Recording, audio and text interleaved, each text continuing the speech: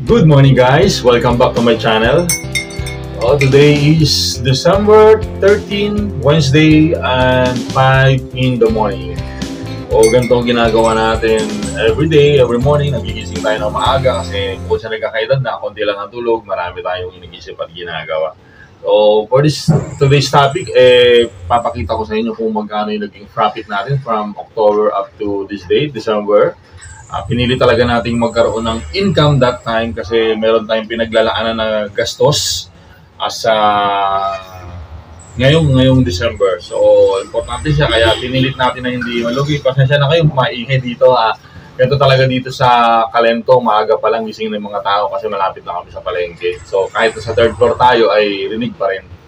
So, related pa rin naman tong forex na to sa topic natin kasi ang minsan sinasabi kasi nila ang forex ay gamble. So, para sa akin hindi. Katulad nga ng na-mention ng coach natin na sa PAFT ay nagiging gamble lang yan kapag wala ka talagang strategy, kapag tira bahala ka lang na gano'n. Pero kung meron kang trading plan, maganda ang mga banat mo, maganda ang mga pasok mo, tsaka ang exit mo ay business talaga siya. So, dapat siyang i-manage, tingnan mo mabuti, like business, gano'n. So kung nagbi-business ka, literal na business at hindi mo siya pinaplano talaga, yun ang para ka rin nagagamble talaga. So the same lang sa forex. Kaya pag i-manage mo na maayos to, magiging maganda rin ang resulta mo. At saka syempre may mga failure ka sa una, and then sunod hanggang sa magiging successful ka na at magtutuloy-tuloy, and then maituturo mo na sa iba. Diba?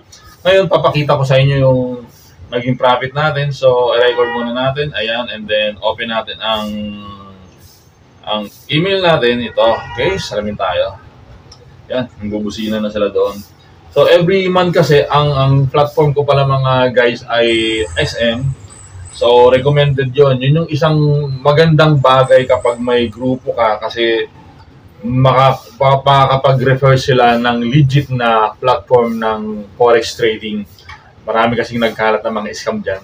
Lalo na sa Facebook, kahit sa YouTube, di mo sigurado. Dito, XM, napakaganda kasi Pinoy din ang kumakausap sa'yo, yung mga agent dito na nakakausap natin, nakakachat Pinoy.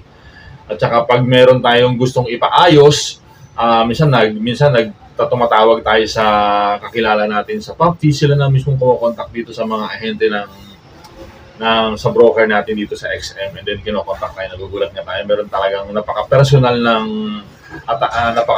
ng assistance ng XM. Inaalagaan talaga nilang mabuti ang kanilang mga trader. Okay? Ito, papakita ko sa inyo, yung isang account ko lang kasi yung iba ay maliit. Ito lang yung account natin dito. Ito, yan. Okay, pakita natin ang naging profit natin noong October. So, first day ng next month siya lumalabas. Ito, ang dami nating trade, pansin nyo, yan, naka-i-pass ko sa screen. Okay, yan, tingnan nyo. Yan. Ito ang naging profit natin. Ito, maliit lang naman kasi hindi naman ako ganun ka-high risk So, dala na ako. Dala ako sa dami ko nang napatalo. Halos 10 taon ako nag-trade. So far, ngayon pa lang ako nagiging profitable kasi ngayon ko pa lang talaga na-identify kung ano yung strategy na angkop para sa akin. So, nagsaseminar ako, nagbabayad ako ng mga worth 10,000 pero hindi ko rin talaga na-apply. Sa PAFT, talaga nagbibigay sila sa PAFT. So, highly recommended ko yung grupo na yan, yung grupo namin. Sa mga gusto sa mga beginners, importante yan. So, tingnan nyo lang yung link doon, makikita nyo sa Facebook, sa YouTube, nandoon sila. Okay, may mga link doon para mag-register kayo under ng account ng PAFT para makapasok kayo sa trading room. Nagla-live trade sila doon at saka nagtuturo talaga sila ng profitable na strategy.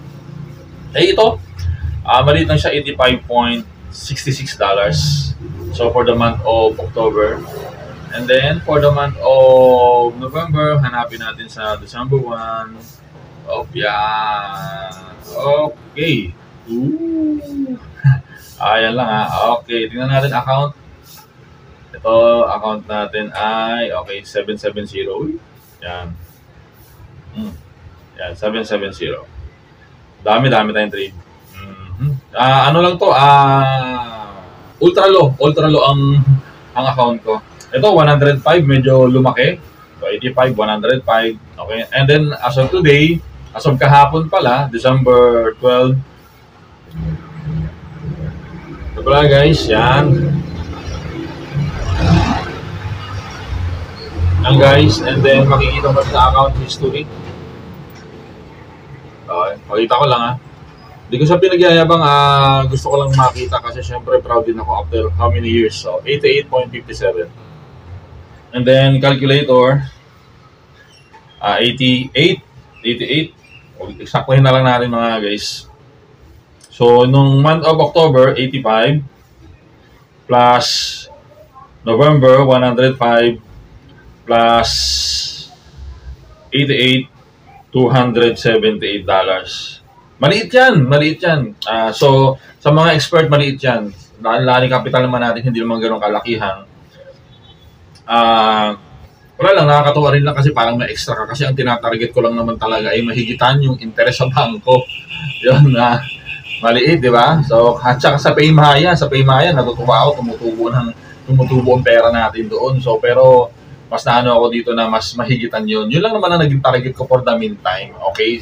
So, hindi pa naman tayo ganun kagaling at saka na, siyempre, yun yung pera natin eh. So, kailangan nating ingatan ng maayos at kailangan nating i-manage, di ba? So, 278, okay, 278 times 55, 15,290. Pero i-withdraw lang natin yung 15,000 from XM to GCash. Ito yung account ko, ito yung remaining balance natin, 629, makikita nyo naman dyan sa screen. And then mamaya, check natin. Check natin bukas yan kasi experience ko, first withdrawal ko nung nakaraan, bali ngayon ay second withdrawal pa lang. So experience ko mabilis lang siya. Kasi sa dami ko nang na-deposit before, hindi pa nakaka-withdraw. So first time pa lang maka-withdraw sa GCash noong nakaraang 2 months. Okay, August pala, August. So, masarap kasi na-experience. Sarap kasi na-experience kapag ganito, yung from Forex, tapos i-deposit mo sa GCash mo, naku, doon mo malalaman na ang laki ng pakinabang ng GCash. Okay, see you later.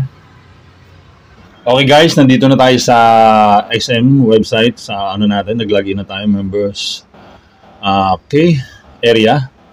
Ito yung isang nating account, kaka-open lang natin yan. Bali, ito yung tatlo nating account, yan. Tatatatat. Okay. Ito may floating na 58. Dito tayo mag-withdraw. Check natin yung withdraw funds. Okay. Yan. 15,000.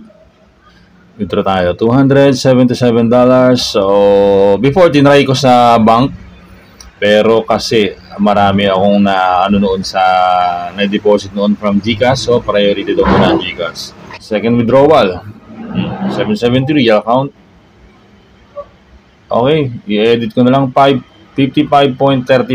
Grabe, ang baba ngayon. USD 277. Okay, ito. Yan lang naman, mabilis. Kita nyo naman, legit na legit yan. Si Manny Pacquiao ngayon ang endorser natin. Lumaki ang bonus sa mga standard account. Okay, so hindi naman magkakamali yun kasi isang GCash lang naman ang ginamit ko. Hindi ko masyadong na-review. Yari. Ayan. We receive your request withdrawal. 15332 and will process it shortly. You'll get notification email once your request is processed. Okay, that's it. Hintayin na lang natin. Grabe guys.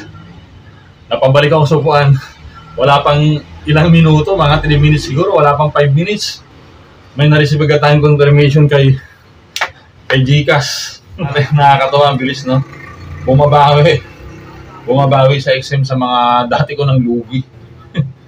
Okay, buksan natin. Nakakatawa. Pasok!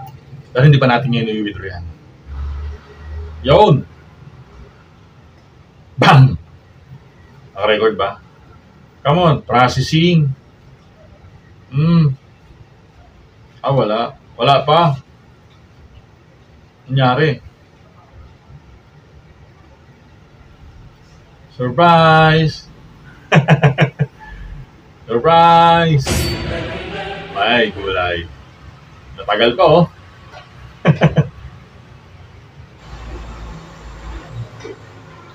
Silipin ulit natin.